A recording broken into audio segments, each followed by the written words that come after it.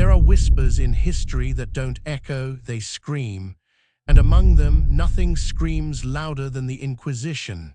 It didn't begin with an army, it didn't ride in on horseback, it crept in, through prayers, through royal seals, and through silence. One morning, Spain woke up holy. The next, it woke up afraid. People crossed themselves in the streets, not out of faith, but out of fear. Mothers trained their children not to speak at dinner. Neighbors stopped making eye contact. Because in this new Spain, a careless word could brand you a heretic. A misstep of belief, or even blood, could mean torture in the night and fire at dawn. But what truly chills the blood is this. The Inquisition wasn't some rogue cult in the shadows. It was state-sanctioned. It was blessed by God, endorsed by monarchs, and carried out with ritualistic pride. The kings didn't just allow it, they needed it.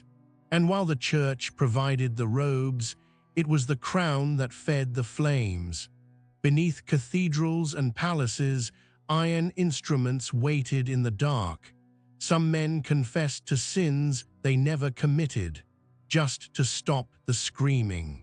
Others stayed silent until their tongues were torn out for the crime of keeping secrets. And all the while, Spain, glorious, golden Spain, called it salvation. This isn't just a tale of faith turned fanatic. This is the anatomy of control, a machine designed not to save souls, but to break them, piece by piece, bone by bone. And it all began when two monarchs, cloaked in virtue and vengeance, lit the match. The Holy Crown and the Holy Wars. The battlefield had gone quiet. The Moors were finally expelled after centuries of bloodletting, their fortresses turned to ash, their mosques converted into monuments of Christian triumph. But for Ferdinand and Isabella, the so-called Catholic monarchs, victory wasn't peace. It was the beginning of a far more personal war, a war of the mind, of the blood, of the soul. One enemy had been vanquished. Now came the invisible ones. They didn't fear blades anymore. They feared ideas, doubt, blasphemy, foreign bloodlines hiding under Christian skin. Their new enemy wasn't standing on a battlefield, it was kneeling in church pews. It was praying in Latin, wearing the cross, kissing the rosary, and thinking differently. And that was intolerable. Ferdinand and Isabella weren't just rulers, they were architects of a psychological empire. To unite Spain, they didn't just need loyalty. They needed obedience carved into the flesh. That's why they didn't build new churches. They built dungeons beneath them. That's why they didn't send soldiers. They sent inquisitors in black robes, with crucifixes in one hand and tongs in the other. They believed Spain must be pure, but not just in creed, in blood. So they asked a terrifying question: what if belief isn't enough? What if you must be born into salvation or be burned out of it? This was the beginning of the doctrine of limpieza de sangre, purity of blood. It meant that even if a Jew or a Muslim converted to Christianity, they were still suspect. Their grandchildren were suspect. Their very existence was suspect. They were known as conversos, and while their lips spoke Latin, their bodies bore the mark of contamination. Under the guise of spiritual care, the monarchy began what was essentially a eugenic cleansing by flame. And here's the horror: the people complied out of fear, perhaps, but also because the Inquisition offered them a twisted kind of safety as long as they pointed their fingers first. Families turned on each other, husbands denounced wives, children whispered into the ears of inquisitors and watched their mothers disappear behind iron doors. Loyalty became survival, and betrayal became currency. Some tried to run. They were hunted, some tried to fight. They were tortured into confession, even if they were innocent. Especially if they were innocent.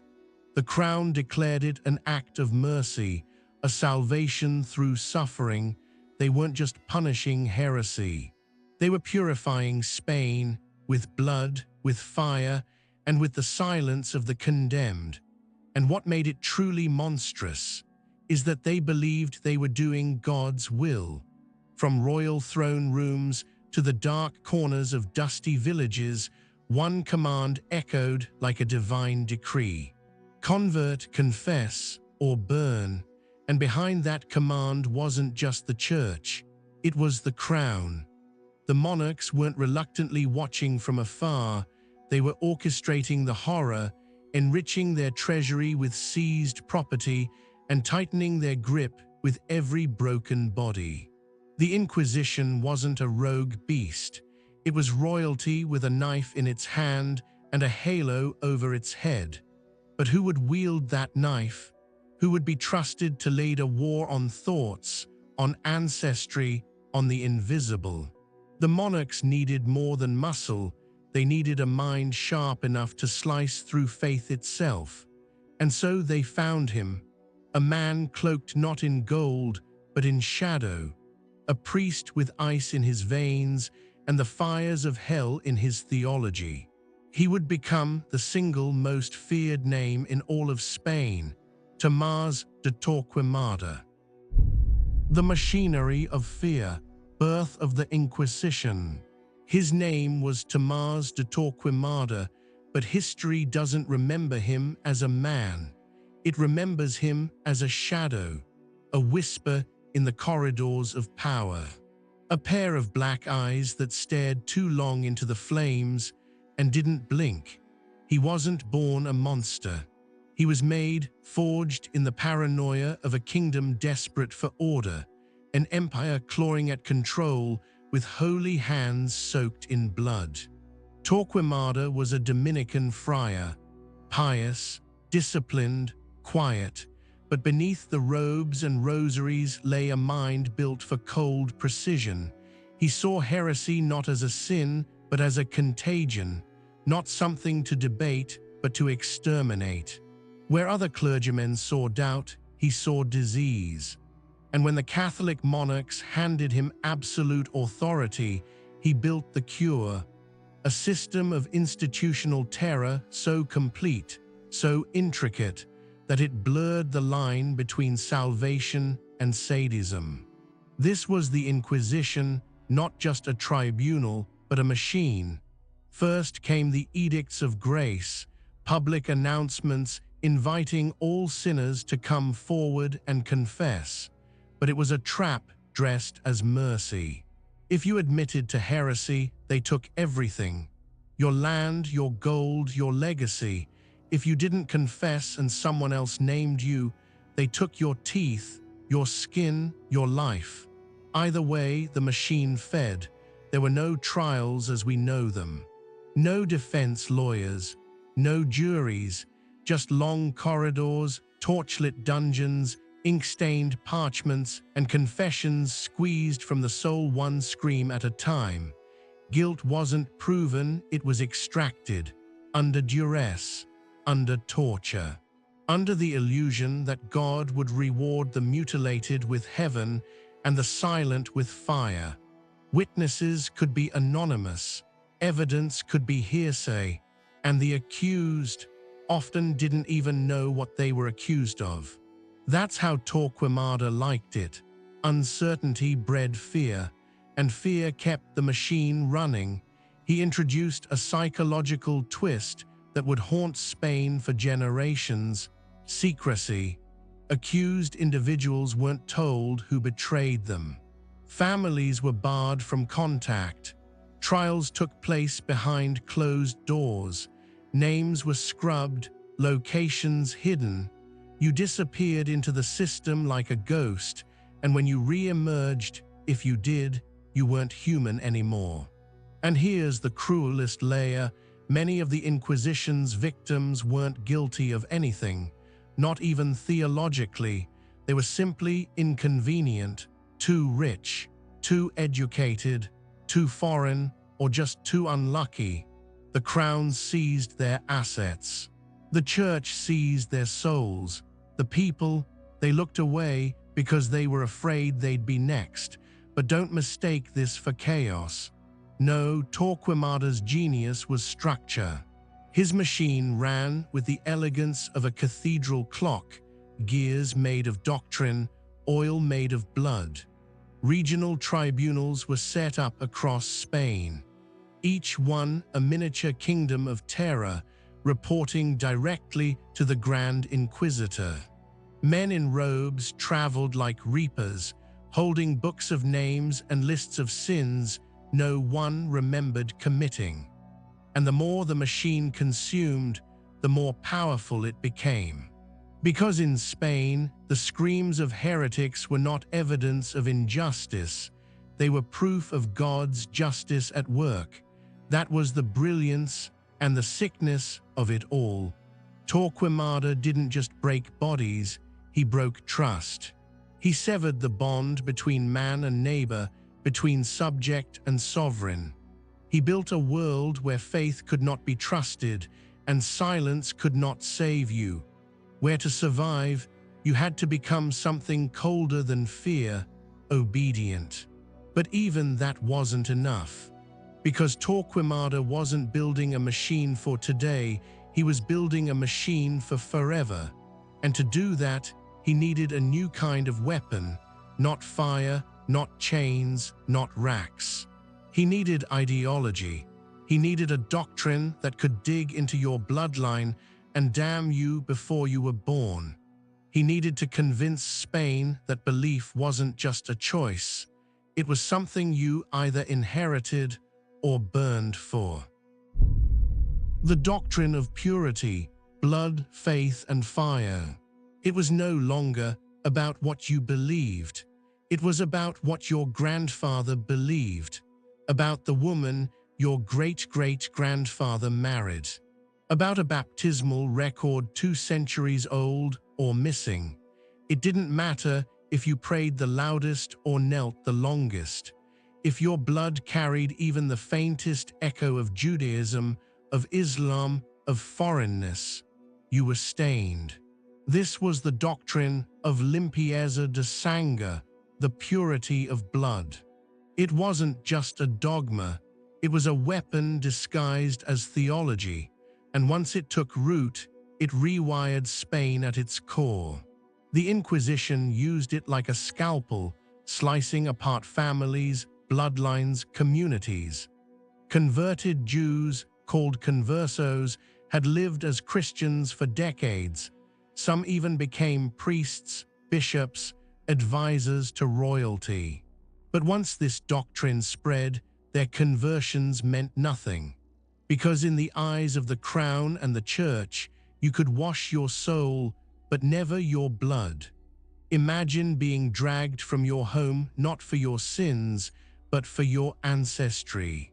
Imagine a document you've never seen, written long before you were born, being held as evidence that your blood carries impurity. Now imagine that document reading like your execution warrant. That was the reality. And it didn't stop at Jews. Muslims, recent converts, foreigners, even old Christian families who couldn't prove their bloodline back far enough, they all became suspects. Because in this Spain, doubt was guilt, and guilt meant fire. It created a social cancer, a world where your birth was your curse. Marriages were annulled if one partner was tainted. Children were denied education, land, and church positions. Some families bribed priests to forge bloodline records. Others bribed inquisitors, but even bribery was a risk, because false purity was heresy too.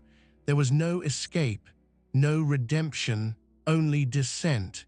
And here's the psychological horror: the people began to police themselves.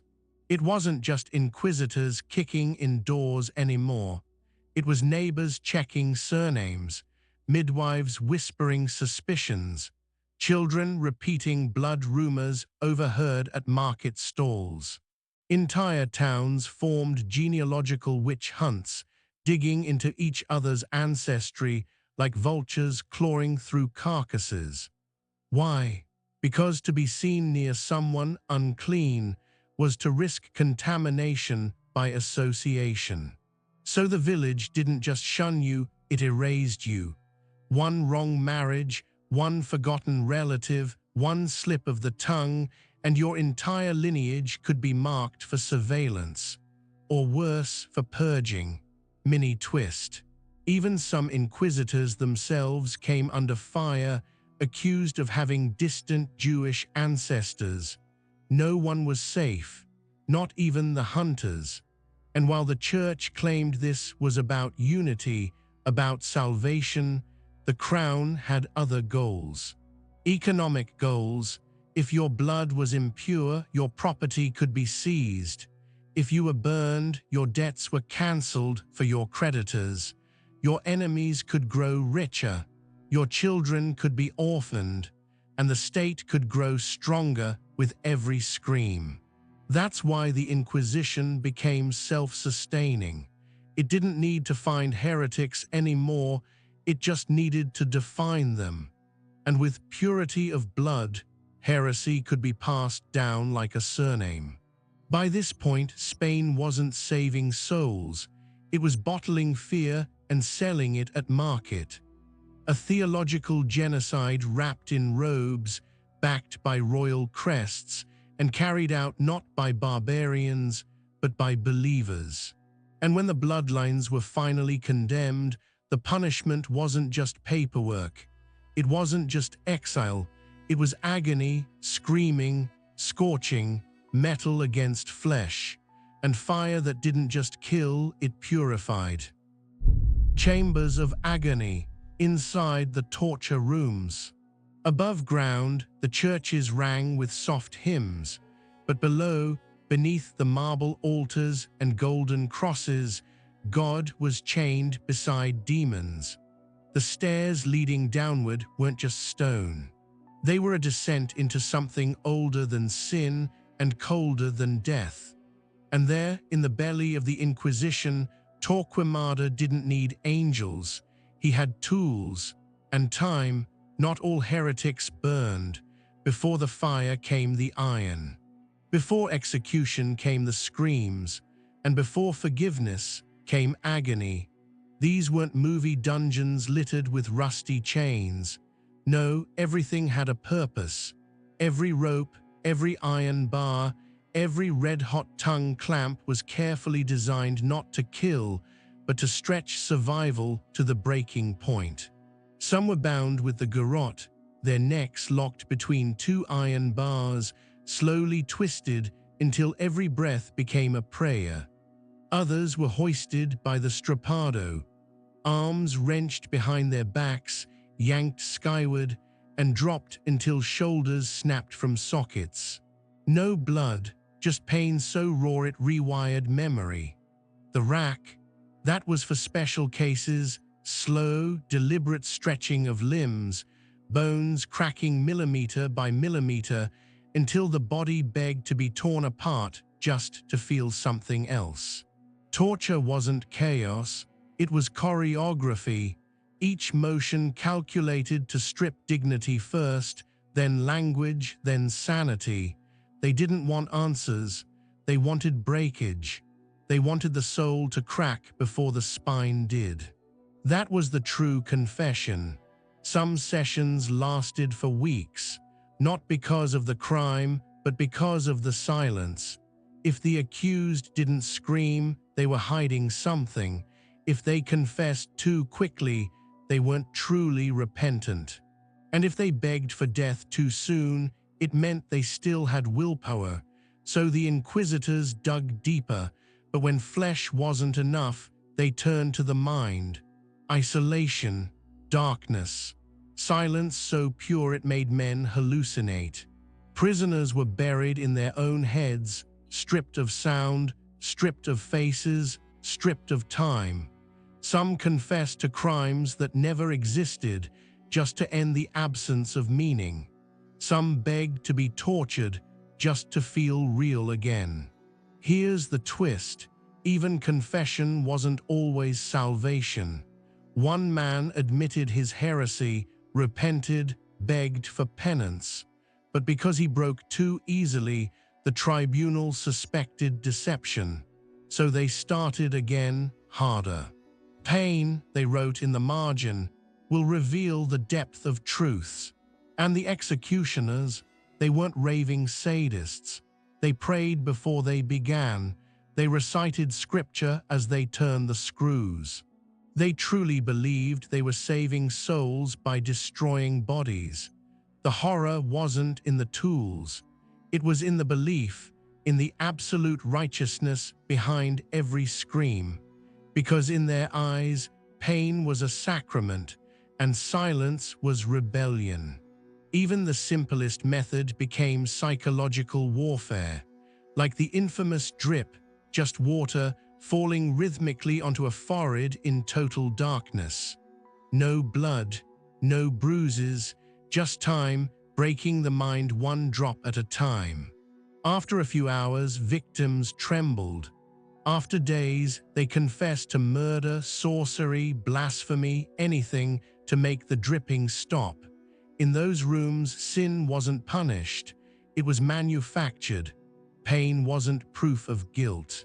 It was the only language they allowed. And when it was over, if it ever was, the condemned didn't leave with scars. They left rewritten, transformed, no longer human but saved. Because once your body was broken and your will shattered, they could finally say, "This one has been purified, not by truth, but by suffering." Fire and theater, the auto da fe.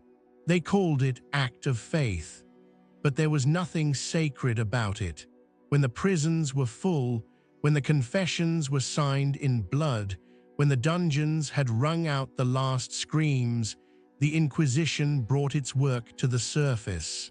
It was time to show the world what justice looked like, and it looked like fire. The auto da fe wasn't some hidden execution in a back alley. It was a public performance, equal parts theater, liturgy, and psychological warfare. It began with a parade. The condemned were marched through the streets in tattered robes, their heads shaved, their faces pale from weeks in darkness. Each wore the San Benito, a humiliating tunic painted with flames or demons, so everyone would know exactly what kind of sin had burned them from the inside out. Priests chanted, crowds gathered, bells rang, and then silence. The stage was set. In city squares across Spain, grandstands were built not for judges but for audiences. The king and queen sat in gilded thrones. Nobles and bishops flanked them. Thousands of commoners crammed shoulder to shoulder, hungry for something more primal than bread, absolution through spectacle. And then came the reading of sins, long, ceremonial, deliberate. The condemned stood as the charges were declared, sometimes for hours. Some sobbed, some stood hollow, already broken. A few refused to speak at all, their silence a final act of defiance. And when the sentences were finally read, there was no appeal, just flames, waiting. Executioners weren't allowed to light the pyre directly, that would sully the church's hands.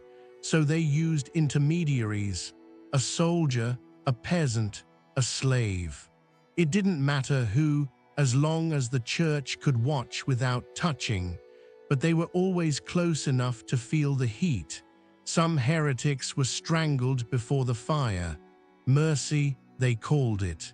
Others were burned alive, their mouths stuffed with wet cloth to muffle the screams, because too much sound ruined the rhythm of the sermon. But it didn't always work. There are records, multiple, of condemned women biting through their gags, screaming curses at the church as the fire climbed their legs. One even proclaimed her love for Christ, but not the Pope, as her skin blistered. She died with her eyes open, staring directly at the bishop who condemned her, and the crowd, they cheered, not because they were evil, but because they were conditioned. They were told this was holy, that the smell of burnt flesh was the scent of salvation, that every crackling tendon was another demon cast out. Children sat on their fathers' shoulders and asked, "Will there be more tomorrow?" And sometimes there were. Mini twist. The auto da fe wasn't just punishment, it was warning. Royal edicts were read aloud. Lists of banned books were published. New restrictions on blood purity were announced. The fire wasn't just cleansing souls, it was reshaping society, and those who attended, they were marked, spiritually, socially. To not be seen at an auto da fe was to risk suspicion. Even attendance became surveillance. And soon no one remembered why they came. They only knew they had to. The fire, once lit, didn't just consume the heretics. It consumed truth. It consumed doubt. It consumed the idea that pain might be wrong if it was done in God's name. And the monarchs, they sat in the front row, watching the flames dance, watching the crowd cheer, watching a nation learn that loyalty meant obedience, and obedience meant survival. For them, the fire was never just a punishment. It was power. Visible, smoldering, absolute. The royal agenda. Why kings needed the Inquisition. The Inquisition was never just about God. That was the front door, sanctified, solemn, wrapped in scripture. But behind it, there was a vault, and inside that vault wasn't just gold. It was power, hoarded, calculated, generational. Ferdinand and Isabella didn't unleash the Inquisition because they were afraid of heresy. They unleashed it because they understood something deeper, darker. Fear makes people obedient. And obedient people don't question taxes, war, or kings. The church burned bodies. The crown collected what was left behind. Let's be blunt. Every heretic left something behind. Land, homes, jewelry, livestock, family heirlooms. Once the flames died down, the crown swept in. Assets were seized, titles stripped. Entire estates were absorbed into royal coffers. The Inquisition became the most profitable purification project in European history. It wasn't even subtle. Tribunals were often held in regions where local nobles were getting too independent, too rich, too loud. A few well-placed accusations, and suddenly those nobles were gone, their land carved up and redistributed. Not by fate, but by royal decree. Mini twist, some inquisitors even received quotas, bring in enough heretics, and you earned a share. The church called it incentive. The crown called it loyalty. Either way, it meant the more people burned, the more money moved. And every coin that passed through the fire came out blessed. But this went deeper than economics. The Inquisition gave the monarchy something money couldn't buy: psychological dominance. It fused God and king into a single force. If you disobeyed the king, you were unfaithful. If you questioned policy, you questioned salvation. The rope around your neighbor's neck wasn't just about heresy. It was about reminding you who held it. Royal decrees began to echo inquisitorial language: purity, unity, sacrifice. These weren't religious terms anymore, they were tools of governance. The crown adopted the Inquisition's model: centralized authority, anonymous informants, swift punishment, no appeal.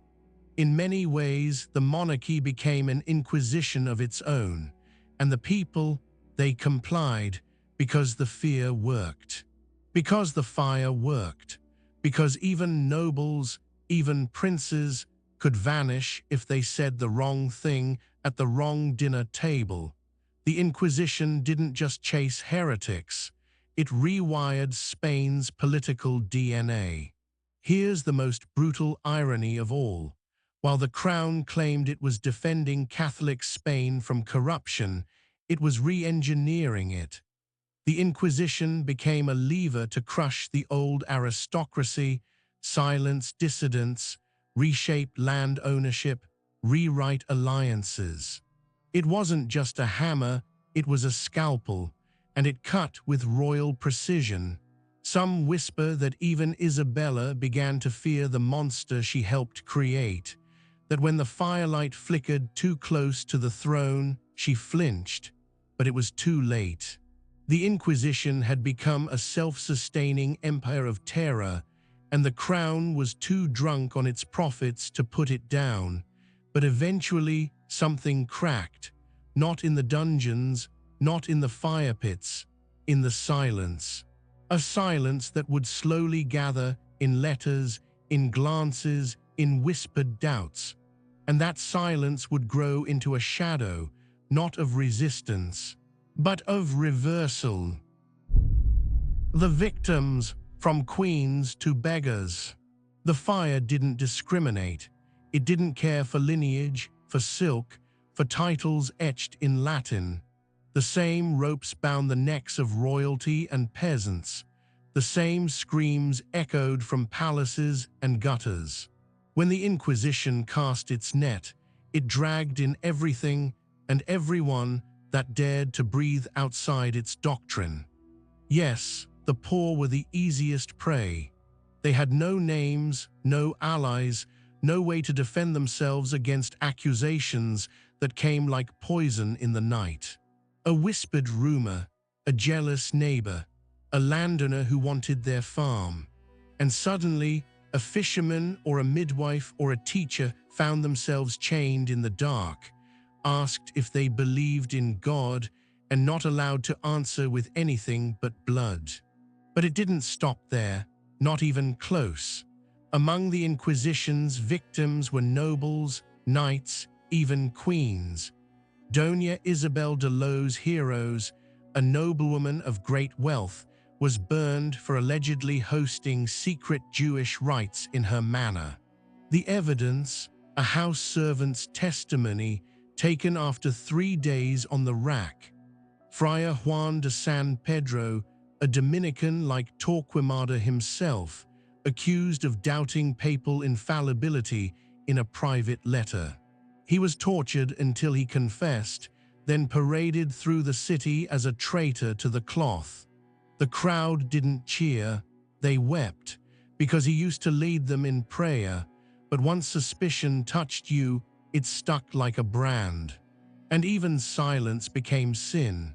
There were children, yes, children, interrogated to betray their parents. 10-year-olds promised freedom if they revealed what songs their mothers sang at night. Some said nothing, others made stories up.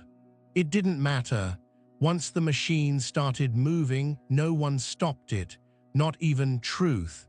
And perhaps the cruelest fate was reserved for those who had once served the Inquisition: informants, collaborators, torturers, priests.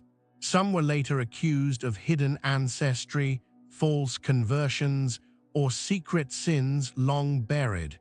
Because in this system, loyalty was disposable, and yesterday's servant was today's fuel. What makes this horror so intimate is not just the death. It's the logic, the slow erosion of trust, the knowing that anyone, a sibling, a confessor, a lover, could become your accuser, that your blood would be used against you, that your faith, however sincere, could be rewritten by a jealous whisper and a broken fingernail. And the condemned weren't always broken. Some went to the stake singing. Some stood silent as the flames climbed their legs. Some cursed God with their final breath, not out of blasphemy, but defiance. Others thanked him for ending the nightmare. By the end of the 16th century, tens of thousands had been accused, thousands tortured, thousands executed. Entire towns carried scars that would last for generations, not just in burned buildings, but in burned memories. And yet, no monument stands for them, no names carved in stone, no mass grave where history bows its head. They weren't just erased from the world, they were erased from the story, until now, because buried in the archives, in the blood-stained transcripts and forgotten edicts, their voices still echo, broken, scorched, unfinished. And they beg not for pity, but for reckoning. And as the smoke rises and the last scream is silenced, one question begins to form, a question the Inquisition never wanted you to ask. What happens when the fear turns inward? When the blade begins to circle back toward the hand that wields it? Resistance in the shadows. They thought they had silenced everything, that between the fire and the rack, no voice would dare rise. But they were wrong, because resistance doesn't always come with swords or banners. Sometimes it comes as a whisper, in the dark, between breaths, carved into the spines of forbidden books and hidden behind locked eyes in candlelit rooms. The Inquisition had scorched the earth, but something still moved beneath the ash. It started small, a letter passed between monks, a prayer uttered in the wrong language, a girl caught sketching a crucifix with a Jewish star tucked in the corner. Minor things, harmless perhaps. But when death walks beside you every day, even thinking differently becomes rebellion. There were printers, men with ink-stained hands who risked their lives to produce copies of banned texts. Spinoza, Erasmus. Translations of the Bible that weren't approved by Rome. They didn't yell, they didn't fight, but they printed, and for that they were hunted. There were families who turned their homes into sanctuaries, secret rooms built into walls, trapdoors beneath floorboards, hidden compartments filled with candles, Hebrew scrolls, relics of Islamic poetry, old maps of a world before the fire. And when the inquisitors came knocking, they smiled and said nothing. Some were caught, tortured, burned, but not all. And every time one survived, the idea survived too. There were even priests, ordained, faithful, terrified, who began to question the thing they had helped build. One wrote in his diary, "We claim to save souls, but all I smell is burning meat." He hid the diary in a coffin under the church floor. Decades later, it was found, and now he speaks again. The resistance wasn't organized. It wasn't heroic. It was human. It was fear and hope tangled together. It was mothers teaching children old songs in whispers. It was men burying texts in jars and hiding them in wells.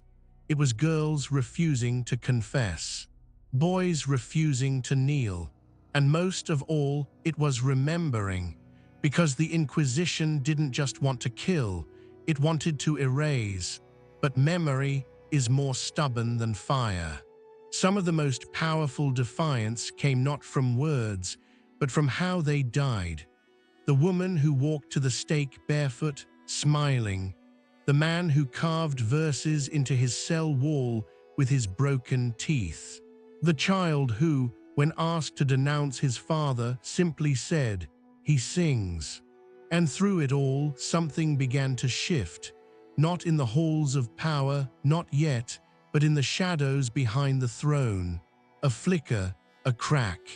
The realization that terror had limits, that even the strongest machine begins to rust when it runs on silence alone.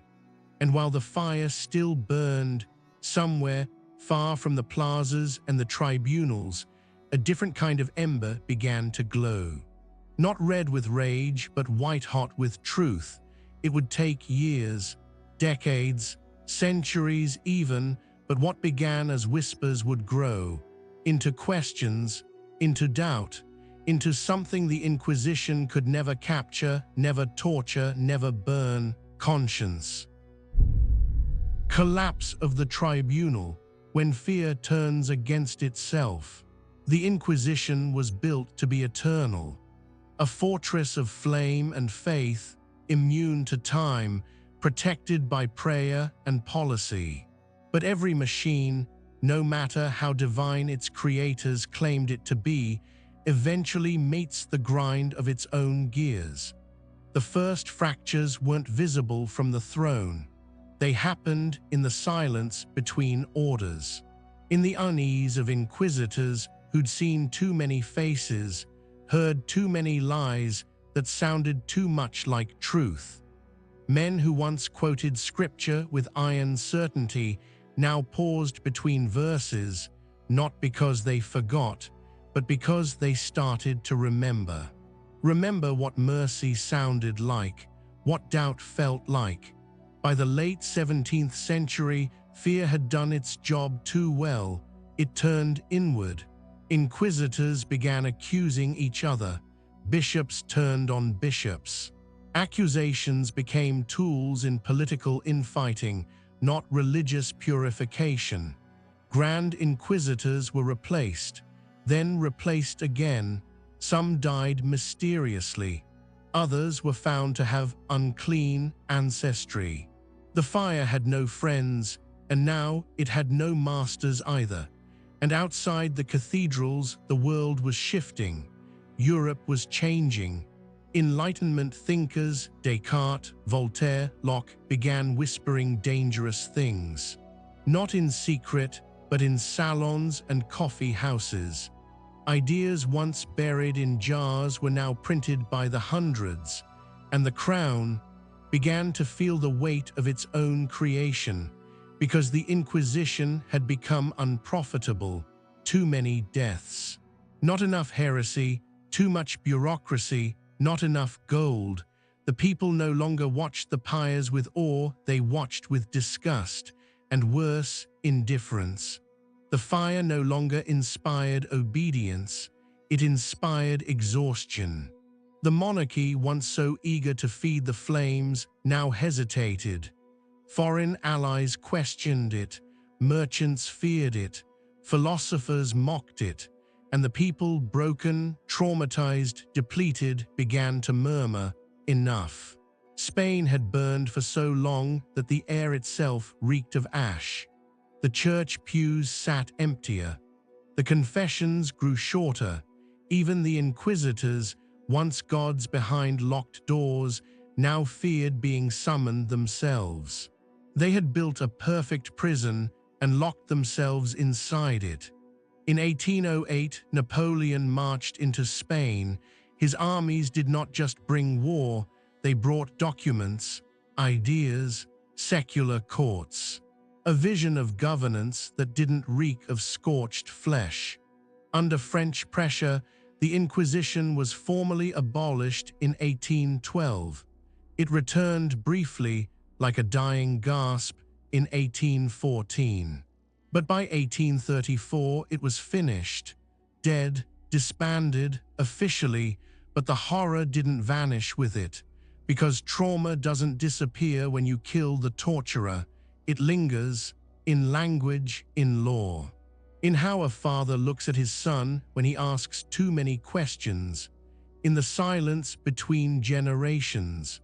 What began as a crusade for purity ended as a cautionary tale, one etched not in stone, but in scar. And still, even as the church pulled down the banners, even as the monarchy scrubbed its hands, the echo remained. Who do you become when fear is the only thing holding your world together? The Inquisition never truly ended. The Inquisition was abolished on paper, its tribunals dismantled, its tools destroyed, its halls emptied and locked. But horror, real horror, doesn't need a courtroom or a rack to survive. It only needs memory, and obedience, and silence, and those things didn't die. Today we call them by different names: security states, thought policing, ideological purity, social scoring systems, forced confessions televised for the world to consume.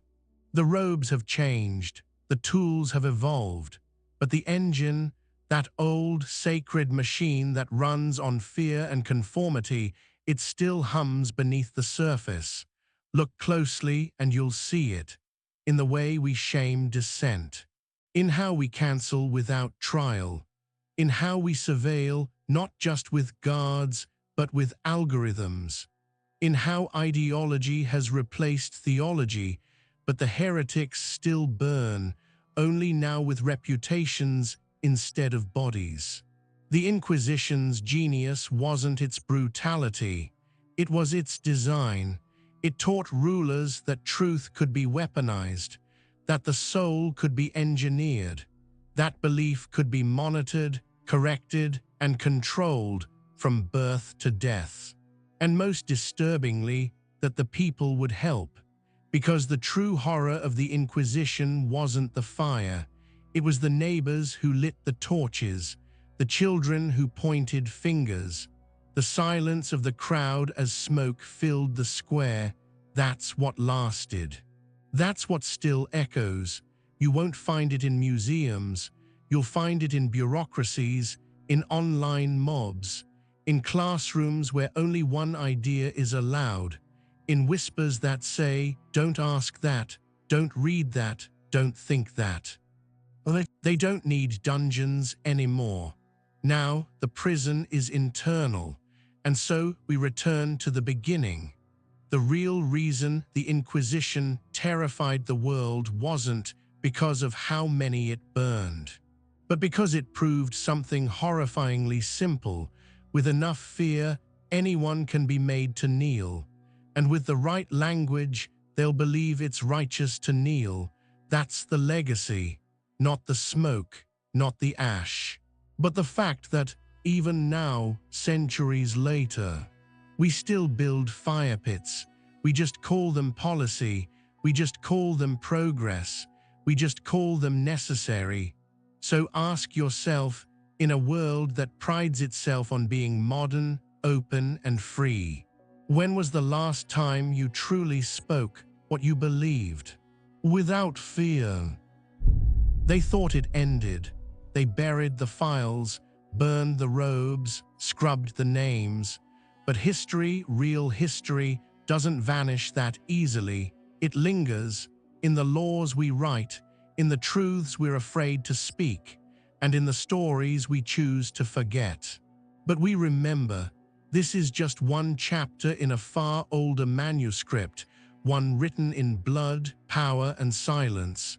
And the next page, it's already turning, if you're still here. You're one of the few who can bear to look, so stay close. Because where we are going next, the fire never really went out.